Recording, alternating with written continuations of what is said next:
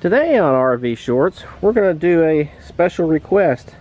I've got one of my subscribers, Michelle. She asked about the LP tanks on the Geo Pro and E Pro series, and basically different things about how to fill them and take them off and how the system actually operates. So we're just going to do a quick how-to on how to do this setup.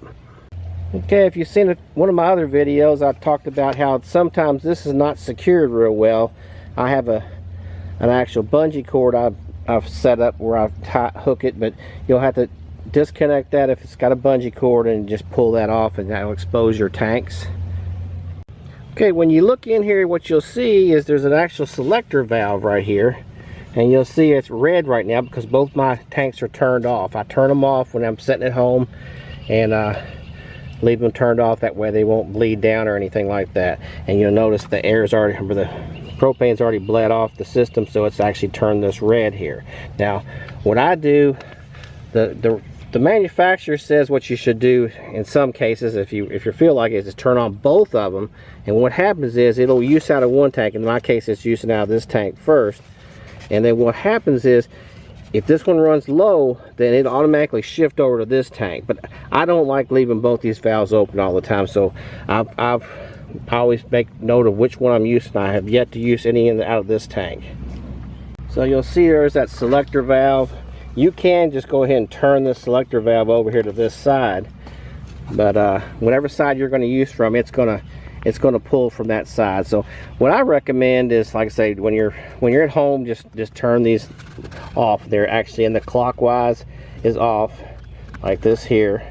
Clockwise is off, and counterclockwise is open. So right now I'm in the off position. Now if I hit this whenever I get ready to go camping, and I have an LP fridge, so I want to get it on the day before. So what I do is I go ahead and open this up, and this thing here will turn green. And then I'll go inside and I'll show you how I usually go in there, and I actually fire up one of the burners in the stove, and that way it takes you a little bit to lurk some of that air out, especially if it's been over the winter, or if it's been like several weeks since you've been on a camping trip. It takes a little while to get that gas up to there, but you want to do that first before you try to use any of your appliances inside your unit. Okay, now what we're going to do over is options for whenever you have a tank that goes empty. You should, from your dealer, they should provide you with 2 full tanks. That's usually what most of the dealers give you, and there's several options. One is that you cut these out of brand new tanks. So your best option is to keep these tanks. Is you take one of them off, and I'll show you that in a minute here. You take them off and you take them to a place to refill them. You find a place in your local area. In our particular place, we have a Menards that fills them. We also have a Rural King, and some southern states and different places have places where they'll refill these. And actually, if you're near a KOA or something, maybe the KOA will actually fill those tanks. Now to remove those tanks, all you do is just take this piece here and you loosen this up. When you do, it's going to come loose from this little piece here, and you got to be careful not to loose this one on this side, but you will take this and you do this counterclockwise to release it. Make sure that everything's turned off. Release it here, and you just pull this out of the cradle right here and take it over to get it filled. And somebody's asked also if it has to be completely empty, and the answer is no, it doesn't. It can be kind of low, and you can just take it over, and they're only going to charge you for what poundage they put in there. They're going to weigh it before they put the gas in there, and they're going to charge you for what they put in there, and they have a max amount they can put in. So the other option is, if you don't really care about these tanks, like I say, these are going to be better shape, they're going to be newer, they're going to have the electrostatic testing that's done on them. It has a date on here. They're going to be newer and better tanks to start off with. But if you want to just not fool with this, you want to take that tank off and you want to pick it over here and you want to go out to your old Blue Rhino or whatever you have local, swap out the bottles, you can do that. The only thing is then you got an older bottle and you've lost your nice new tank to the actual swap of the Blue Rhino or whatever company you're going to. So that's just a preference. That in my case, I have enough places to fill them in my local area that I'm just going to fill them. And someone asked how much they cost. It can be anywhere from $16 to about $24 to $25 to fill. Just depends on how much the gas is at the time. And the blue rhinos can be a little higher.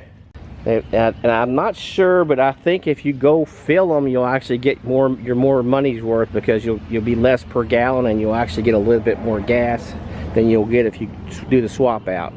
So on mine, what my system, the way I'm going to work mine is I'm going to, right now I'm using out of this bottle here. I think it's probably a little below half a tank. I've used that amount for, I'm halfway into, well, not about quarter way into the second season. I don't camp a lot. I camp probably 5 to 6 times a year.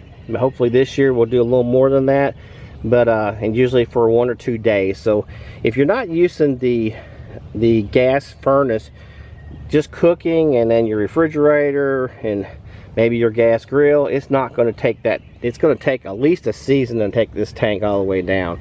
It's not going to take that. It's going to take quite a long time for that to run out. But what happened with me is I'm just going to run this one until she runs dry. Then I'm just going to swap over to this one, and then I know this one needs to be filled the first time I get home. I'll probably fill it up, and I may even leave it empty for part of the season, because I know this one's still pretty full. And at some point I'll have that one refilled and put back on there. I like to have the extra bottle, but again, when I swap over here, I'll be on this bottle. I'll know when it gets about mid-season that I want to fill that other bottle. That way I'll have one to swap back over to.